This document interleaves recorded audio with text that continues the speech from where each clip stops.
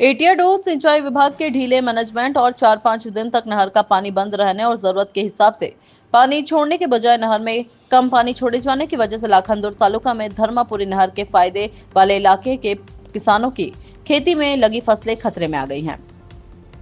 किसान सोच रहे हैं कि किसानों के लगाए धान के खेत बचेंगे या नहीं, और धर्मापुरी नहर के फायदे वाले इलाके के किसान हर दिन प्रशासन के खिलाफ अपनी मांगे रख रहे हैं और फसल बचाने के लिए ज्यादा पानी की मांग कर रहे हैं।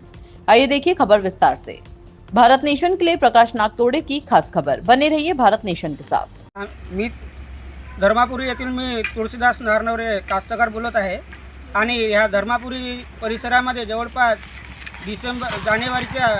जानेवारीमध्ये पाणी सुटलं आणि जानेवारीच्या 6 तारखेला आम्ही परे टाकले, तेव्हापासूनचं पाणी बरोबर मिळत नाही आहे आणि अजूनपर्यंत आमचे परे भिजायला आहेत आणि बरेचसे रोवणे काही बाकी राहिलेले आहेत।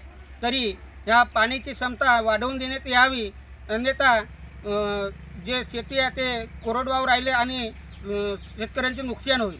किती दिवसापासून पाणी येत नाही आहे? बरोबर जवळपास आता 10 दिवस झाले का नहर सुटलेला आहे, म्हणजे 19-20 तारखेपासून नहर सुटलेला आहे, तरी पण अजून सिंचन होण्यास बाकी आहे। जवळपास अर्ध सिंचन झाले आणि अर्ध सिंचन होण्यास आहे। किती शेतकऱ्याचे रोवणे होण्यास बाकी आहेत?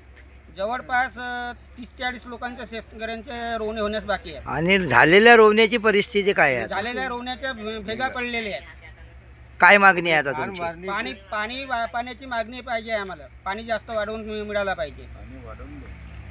गोविंदा रामाजी दोनाडकर या संस्थेचा अध्यक्ष या नात्याने सांगतो की हा पाण्याचं नियोजन थोडंसं कमी प्रमाणात पाणी येत आहे आणि कमीत कमी 40 ते 50 एकराचा इकडे रोवणे व्हायचे आहेत। तर हा पाणी जास्त गेडला पाणी आल्याशिवाय हे जे रोवणे होऊ शकत नाही, नाही तर हे पूर्ण काही रोवणे झालेले आहेत, त्यांच्या भेगा पडलेल्या आहेत आणि रोवणे होण्यास अजून म्हणजे उशीर जरी झाला तर समोरही त्या शेतकऱ्यांना खूप त्रास सहन करावा लागेल। आपण पाणी वाढवण्यासाठी काय पाठपुरावा केला प्रशासनाकडे? पाणी वाढवासाठी आम्ही शासनाकडे पाठपुरावा नेहमीच करत आहोत।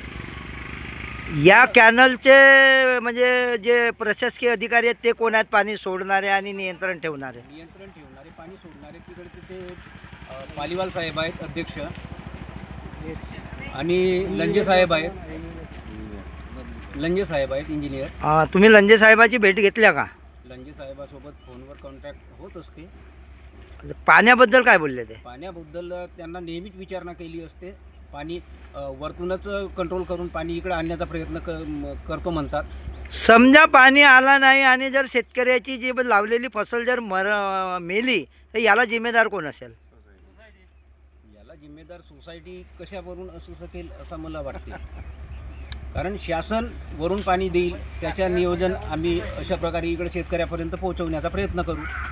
याला जिम्मेदार कोण असेल, शासन की सोसायटी? याला जिम्मेदार शासन असेल। जर लोकांची फसल मेली याला जिम्मेदार शासन असेल। माझे नाव आहे दादाजी वासुदेव डांगे, प्रकल्पस्तरीय संचालक, त्याचप्रमाणे चैतन्य पाणी वापर संस्था या ठिकाणी संचालक आहे। तर 2-3 दिवस झाले मी सतत नेहमी वर पालीवाल साहेब अध्यक्ष आहेत, प्रकल्प संचालक, स्तरीय अध्यक्ष, त्याचप्रमाणे एक्झिक्युटिव्ह इंजिनियर लंजे साहेब यांना मी वारंवार फोन करतो, आम्हाला इकडे पाणी नाही येऊन राहिलं, पाणी नाही, गेज वाढवा।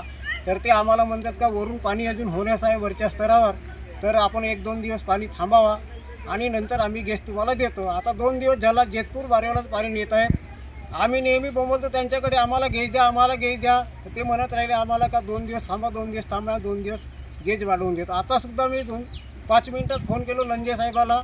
लंजे साहेब म्हणाले की मी बिलकुल तुम्हाला आता 10-15 मिनिटात 50चा गेज देतो। याप्रमाणे माझी बोलणी झालेली आणि कास्तकाराच्या हितचिंतन मी करत आहे। तुम्ही जो पाणी वाटपाचा जो गेज आहे, तुमचा जो मीटर आहे, तो कोण्या ठिकाणी लावलेला आहे? बोरगाव महिन्याला मोठ्या कॅनलला। आता तुम्ही आता किती क्युसेकनं पाणी येत आहे? आता त्या ठिकाणी 40चा गेज आहे, म्हणजे 10 कमी आहे। 10 कमी आहे। आम्ही ते 45 म्हणून राहिले, माझा उद्देश आहे की 50 द्या आम्हाला, म्हणजे 10 द्या। ते 5च म्हणून राहिले आम्हाला 10 द्या, म्हणजे 50चा गेज पाहिजे।